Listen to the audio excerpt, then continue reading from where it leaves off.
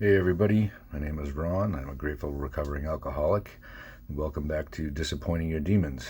Um, just want to say, start off as always, please, help support the channel and hit the like and subscribe button and leave a comment if you like what you hear on this video, or if you know somebody that you think that these videos would help, feel free to share them. Would really appreciate it. So in the last video where I left off, basically, like I said, started the long, slow march into basically hell. Yeah, it didn't start off, crazy. It didn't start off in disaster. It started off fairly calmly. I would have a couple beers here and there, a couple mixed drinks or whatever. Able to go to work just fine, no hangover, no nothing. Maybe on the weekends I would have a few more than just a few beers, but for the most part was keeping it in check. But that was like the first couple months. And people warned me down here because when I first kind of started, being down in St. John, when I first got here for those 2 weeks that I tried out, I was like, yeah, I know I don't really drink because of here's the problem. And then, started drinking again. A few people were like, hey, you got to watch out. This island will chew you up and spit you out if you let it. And I basically ignored them. I was like, yeah, and or poo-pooed them, or whatever, and just did my own thing and started kind of running with it. And again, first few months were fine. My girlfriend got down here eventually in March, and she was a little shocked to see that how much I was drinking, which again in the grand scheme of things wasn't much at all, but how often I was going out, and but we were new down here and trying to make friends, and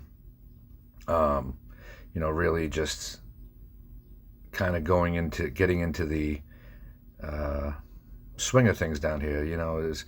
Especially being down here by myself, it's just lonely sitting around an apartment by myself doing nothing. So of course I would go out to the bars or go out to town, try to meet as many people as possible and make as many friends as possible, which is odd for me because back in the States, like, I didn't care about that. Like, I had a couple really, really, really close friends that I would see like once a month, or about that. And I didn't really socialize. I didn't need to socialize. I actually kind of rather wouldn't socialize. And then the other thing too that was in the back of my head, or at least my excuse for doing all this, is that I'm down here. I'm far away from responsibility. My kids are all back in the States. My ex-wife's back in the States, and all the things that I used as excuses, I guess, to stay sober, like, are now gone. Not gone, but like 1,800 miles away. So I figured, hey, it's my time. Like, I can do this without fear of like hurting anybody, or like, getting all drunk and acting like an asshole in front of my kids, all of that. So that was all gone. But when she got down here, she was kind of like, oh, she had a couple things to say about it, but she was happy to be in the Caribbean too. And again, just trying to fit in, trying to make friends. And, but man, like, it did progress fairly quickly. Like, before she got down here, I would go out and party until 1, 2 in the morning sometimes, and I don't know, it was the thing to do. And I did make a lot of good friends. I did meet a lot of good people, and everybody, knew me down here. She got down and I kept talking about her, and everybody couldn't wait to meet her. And we kind of were the shiny new toys on the island. And, whenever anybody new moves down here and you meet them for everybody's trying to, they're trying to meet everybody. And you want to give them a nice warm St. John welcome, and that's exactly what we received. But it was clearly starting to become a problem pretty early on, though. More and more, I'm waking up hungover as hell. Then go out to dinner with some friends and drink with them until 3 o'clock in the morning, like I was back when I was 21, and wake up, trying not to puke all over myself. And but I would at first only do that every once in a while. It'd be like once a month I would do that. And then, of course, problems started happening with mine and my girlfriend's relationship. Arguments, like I could count on one hand the amount of times that we argued the entire time I was with her up in Massachusetts, up near Boston, and moving down here. Within the first few months, we were fighting all the time. And alcohol was definitely the root cause of all of the arguments. Family members would come to visit, or friends would come to visit, and they would just immediately notice just a huge change in me and my personality and my attitude. Because all her family never saw me drink. They'd never seen me drunk, not even once. And when they came down, they had something to say about it too. But also, they were a good Irish Catholic family, so they were very good at minding their own business and sweeping things under the rug and not saying things. So, not a whole lot was done about it, or suggested that, maybe I should stop or start slowing down. But anyway, fast forward a year. She got down, I think she got down in March. And fast forward a year, and man, I don't know what it is about me. Every time that I start drinking and things are going too good for me, in my opinion, or whatever, I hit the freaking self-destruct button. It's like the little red button to launch the nuclear bombs, freaking just, I annihilate my life and blow apart my world and take a freaking flamethrower to it on top of everything. And things had gotten so bad with me and my drinking, and then our relationship deteriorating, that just one short year after we moved down here, we were breaking up, and I was moving out of the apartment that we had got together. And,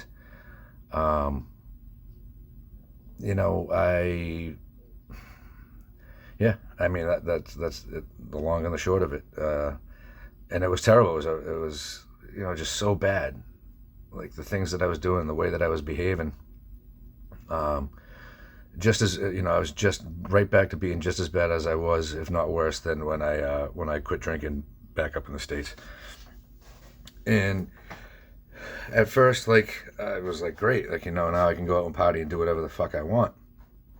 Here we are, talk about history repeating. But then, got a little bit of clarity, not a little bit of clarity. I got a little bit of I don't even know what you want to call it. Just I was sick and tired of being sick and tired, I guess, and thought I'll win her back. So I quit drinking for a little while, and so I quit drinking for a little while, and I was getting better, and I remember a couple things, but one of the biggest things was that my dad was always worried about me, and he was always, anytime we would talk on the phone, we would only have 5-minute phone conversations sometimes, but he'd always ask, hey, Ronnie, how you doing with the drinking, is how we put it. How you doing with the drinking, Ronnie? And at this time, I had stopped drinking. I don't want to say I was sober, but I had stopped drinking, and I tell him, good, Dad, haven't drank or whatnot. And one of the things that came about while I was not drinking was that me and him started talking, and we were going to surprise my mom with a trip down here. to St. John. My mom, a bunch of years ago, she had a stroke and was legally blind, and so it was going to be a lot of work to get her down here. But we were talking about it, and then I remember one day my dad called me, and this time around, again, still haven't been drinking for a little bit. We have like a 45-minute conversation, and my dad had been diagnosed with congestive heart failure and rheumatoid arthritis, and he's had health problems for a very long time. But he calls me, and we're talking, and usually it's just like I said, a brief conversation. But this time we have a 45-minute conversation, and he apologized up and down for everything that he felt that he had done wrong by me. For beating me so many times when I was a kid, and for the way that he treated me and screamed at me, and the way that he treated my mother in front of me, and all this other stuff, everything. And I just tell him, like, Dad, you did the best you could with what you knew how. We're not all perfect, and I apologize to him for sometimes being such a rotten freaking kid, and ungrateful and spoiled brat sometimes. And like I said, it was a 45-minute conversation, and at the end of it, he never said I love you and stuff like that, or not very often, but at the end of the conversation he just said, he goes, I just want you to know, Ronnie, I love you, and I'm proud of you, kid, and we'll get Mummy down there, and we'll come see you soon. Well, a month later, he died. He ended up getting pneumonia, and ended up, because of his congestive heart failure, his body couldn't take it, and he passed away. And in the meantime, my oldest daughter had come down and moved down. She had visited a few times, but she moved down, and she had just gotten here, and he literally passed away that night of the day that she landed. So we all had to go back, but at this point I was still, like I said, not drinking and sober. So I did get the blessing of being able to go back to Boston and give his eulogy at his funeral, and be there for my kids and everybody else, and help take care of all the stuff that goes along with a loved one passing away. Shortly thereafter, I get back to St. John. I was up in Boston for a few weeks dealing with that, but I get back to St. John, and talking to my ex-girlfriend and stuff still, kind of trying to navigate that. And something happened with my mom. She called me, and the conversation didn't go the way that I would have liked, and it turns out she's got some medical stuff going on herself, and I just said, fuck it. I said, fuck it. And went and bought a 12-pack of Budweiser and a big-ass bottle of the local rum, Cruzan rum. I don't know if I'm supposed to say the brand names or whatever, but I don't care. And just got absolutely shit-faced. And that was pretty much the end of that. I tried more than a couple times to get sober again, but it was just from then on out, I was just going for it. I got the dry goods involved again. I'm drinking heavily all the time, all day, every day, practically. So at work, couldn't really obviously drink at work, but as soon as work got out, crack that first beer, and I would have a 12-pack in me within the first 2 hours. And then go out to dinner and drink some more, and setting a real good example for my daughter who moved down here. I tell you, Jesus, like, what an asshole I am. But yeah, so this went on for a while, and it kept going on. And anyways, I'm doing my thing, dating, seeing girls here, whatever, all however you want to put it. I don't know how I should actually put it, but I was just having fun. I was having the time of my life, or so I thought. And then I'm in 420, this bar down here on St. Patrick's Day, a little over 2 years ago, and I meet this woman, and she's in there with a friend. There's the two of them sitting at the bar, and I don't want to say what was going through my head, but I just I like the two of them. So I walked up and I said hi, and started talking to him, and the relationship started off, in a weird direction, but I didn't want a relationship at first. I was having fun being single, swore after my ex-girlfriend. I guess I should say that the whole trying to get back together with the ex-girlfriend thing didn't work out. I'm not going to tell her story too much, but it didn't work out. And again, because of my drinking. But anyway, meet this woman. Her name is Stephanie, and I knew I was fucked. I told her when I first got together, like, I don't want a relationship, and she didn't either, so she said, and we were just, having fun together. We would see each other, and I would push her away as soon as I thought we were getting too close, and, deep in my alcoholism, deep in my addiction, just, oh God, I drove her fucking nuts.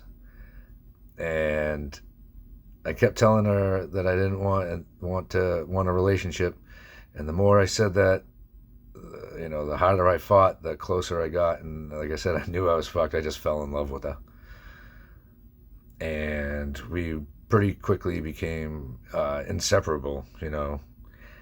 But we would fight, and then we would break up, and we bopped back and forth this way for quite a few months. And then finally, like, we just clicked, and we settled into a groove. And she's moving in with me, and yeah, she's a great woman. She's a great woman, and I swear I put this poor girl through fucking hell over the course of the last 2 years that we 2.5 years that we've been together.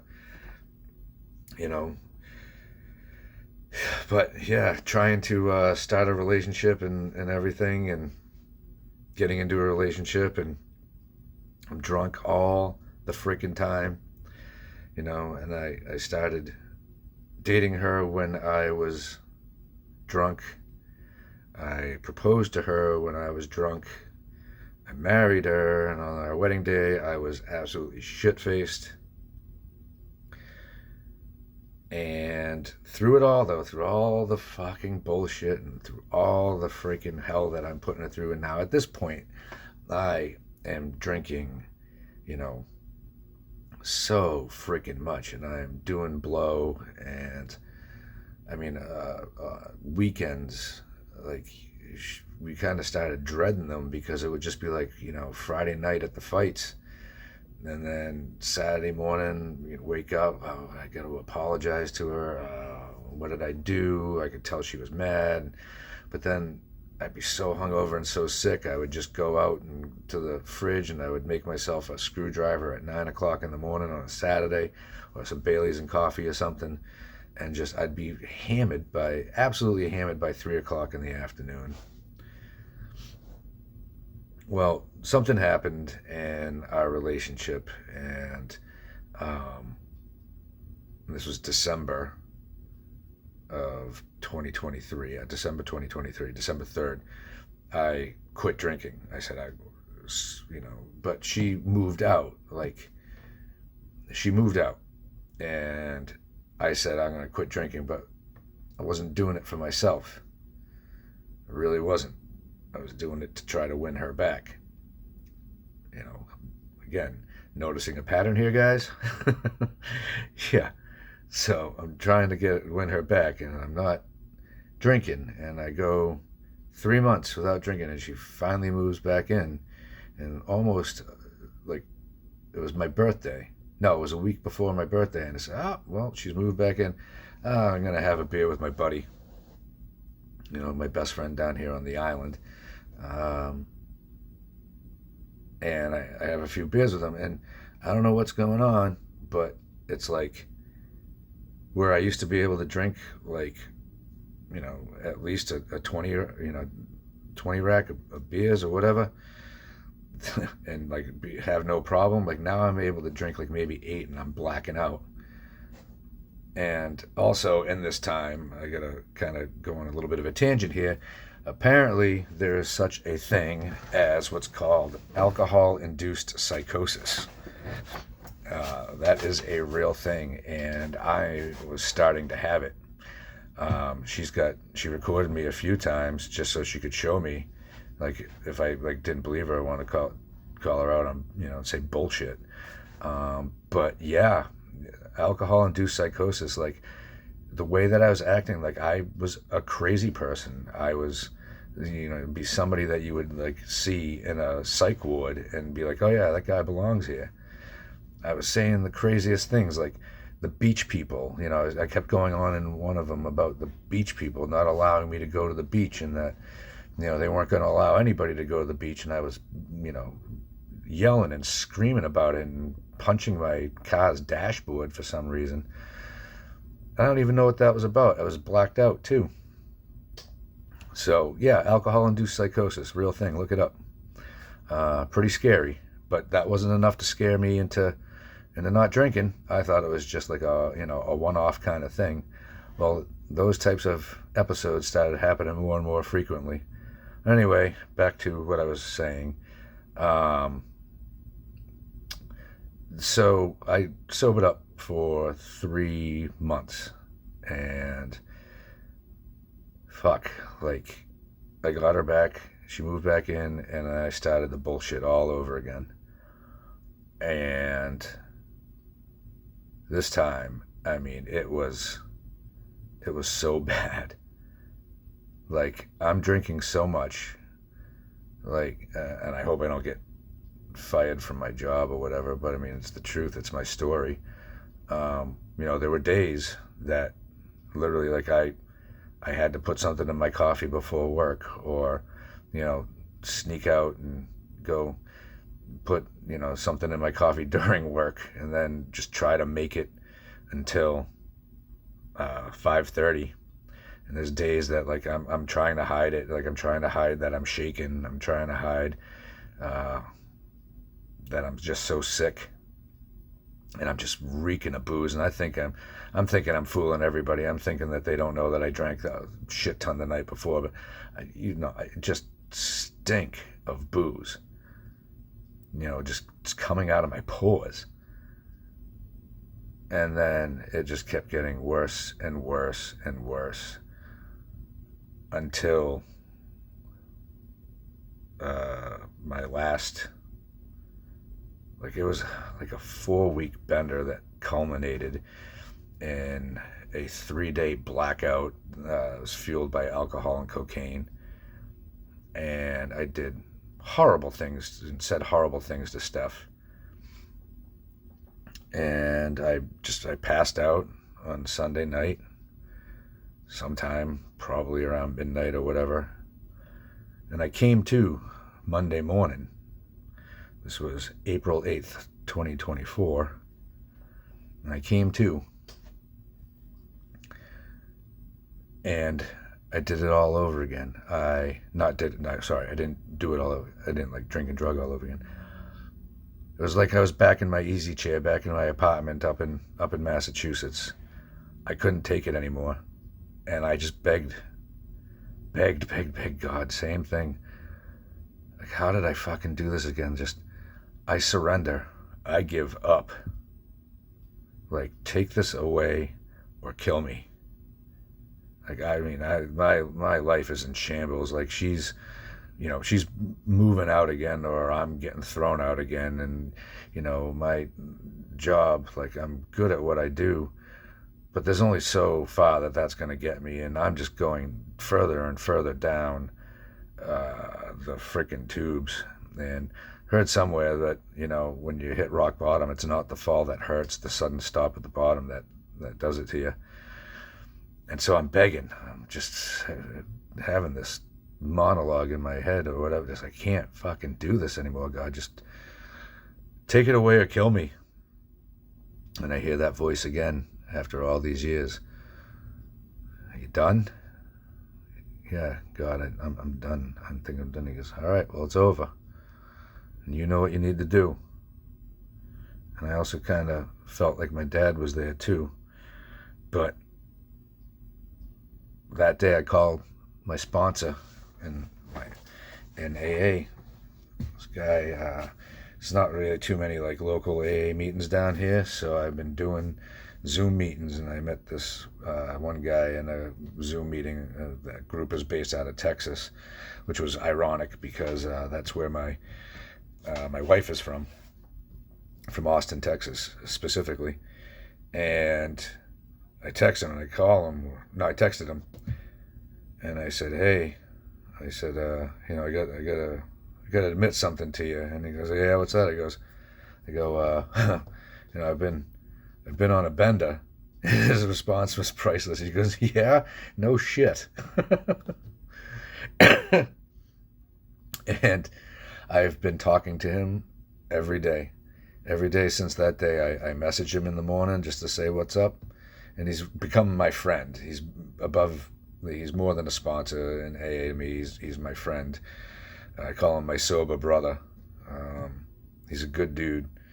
And he's an elementary school teacher. And so part of the AA sponsee relationship is that they make suggestions, and if you don't, you know, whatever of stuff that you're supposed to do, and you know, I am lazy and, you know, want to always find the easy way out, so I'm always trying to make excuses. And I really feel like, well, I know for a fact that he uses the same tactics with me to convince me or get me to steer me in the direction that he wants me to go, as he uses with his kids in elementary school. And it works. It works. And I called him out on that. He goes, oh yeah, that's exactly what I'm doing. Yeah. Anyway. Yeah. And I was miserable, and I buckled up, and I didn't do, you know, a detox or anything like that, because there really isn't anything like that down here. I would have to fly up to Miami, and, you know, I'm got this work ethic that my dad drilled into me, like you don't miss work, especially not for something like this. And so I just detoxed. Like I was going to work and right back at it. You know, I've got the shakes, I've got the auditory hallucinations, and I knew what to expect this time. So I'm hearing the old timey music in my head like I did the first time around, and instead of you know, being like, oh, what's that? I kind of went with it. I was like, oh, this is pretty good. You know, I'm kind of grooving to it. But that's the start of my journey, though. And I have dove into recovery feet first. Like, I do one or, you know, I do AA meetings, you know, sometimes twice a day, in the morning and in the evening. I watch recovery videos. I'm doing these videos. I've gotten into therapy. I swore I'd never really go to a therapist, and but I did, and it's been helping. But just gotta do a complete 180. Like some of it says is that, you know, and again, I'm not advocating for anybody to go to any one treatment program, but just AA is what works for me. And you know, you got to be willing to go to any length, is what they say. And I'm going all for it. And so quickly my life has gotten so much better since I quit drinking. Now my wife, who was going to leave, literally said she was all done with me. Stuck around for a little bit just to see, I think, what would happen. And you know, she's still in my life. She's my wife still. We live together still. Like, she is proud of me, she says. And the key to it is, though, sorry, this video is going to go on a little bit longer than the other ones, and they're already pretty long, but the key to this is, though, is that I'm not doing it for anybody else.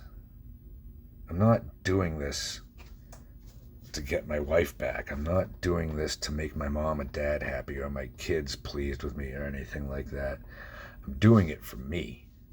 I'm doing it because I don't want to die. Because I really feel like I almost died after this last bender. Like my heart was pounding out of my chest, sweating bullets. My blood pressure must have been everywhere. My temperature was like I'd go from being roasting hot to like freezing cold and sweating. Oh God, it was just a nightmare. But I knew what to expect, and I knew that doing it this way was really dangerous. I knew that there was a chance that I would die. I didn't care. I wanted it that bad. Like, I wanted it to be over that bad. That I didn't care. If I died from the detoxes, at least the fucking nightmare would be over. And the things that I'm getting now in sobriety, like I said, my oldest daughter just had a baby. And also alcohol destroyed my relationship with my middle kid. I'm trying to work on it, trying to talk to, I mean, if it's meant to be repaired, it'll be repaired. But my oldest daughter had a baby, and I was able to have my ex-wife, who I get along with great now, and my youngest daughter to come down, and they stayed with us a little bit. We all existed in the same Airbnb that I rented over on St. Thomas together for a week, and then they stayed down for another week and a half. No, another week rather. We all got along great. And I'm able to be in that grandbaby and my grandson's life. Like, my daughter told me point blank, she's like, Dad, if you were drinking, you would not have been invited. You would not have been, I would have asked you to not come around. You would not be having the baby, at least not without supervision. But she goes, I wouldn't think of having you have the baby, like, you know, for an overnight or anything like that, or even really be part of his life.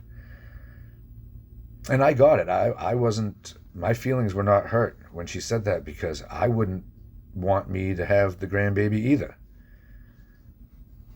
Like, I would be in no shape. Was in no shape to take care of myself. Never mind a grandbaby. And I love that little man. He's awesome, and I'm so happy that I'm getting to be a part of his life. And I was on a test drive the other day at work, and I was just thinking to myself, like, what kind of example do I want to set for my grandson? You know, my daughter's fiance, he's a good man. He's a hard worker. You know, he's a good example of what a man should be, providing for his family and just doing what it takes. And you know, so he's got a strong father figure, a strong male figure in that regard. But also, I'm going to be this baby's role model too. Do I want him to be looking up to me as the, you know, there's my grampy, he's fall down drunk, womanizing fucking asshole who, you know, falls down in a ditch somewhere sometimes, and, you know, what kind of example, or do I want him to have the example of that somebody who's respectful and treats people correctly and doesn't drink and doesn't get fall down sloppy drunk? That's the example I want for my grandson. That's the example that he should have. That's the type of figure that I should be in his life. And I want to be a good husband, and I want to be a good person in general.